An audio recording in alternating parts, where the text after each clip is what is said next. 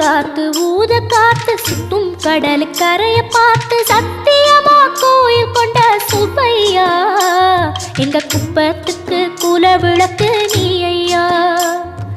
வாட காத்து வீச பார்த்து அலையை எதிர்த்து வலைய போட்டு மீன் பிடிக்கும் தொழில் நடக்குது முத்தையா. கரை மீண்டு வர காவல் குந்தன் வேலையா. திருச்செந்தூர் ஆண்டவனே வேல் முருகா தினம் உனக்கு நன்றி சொல்வோம் மால் மருகா. திருவடியில் தவம் இருப்போம் திருமுருகா. தீப்பெழுது நலமெனவே வடிவழகா.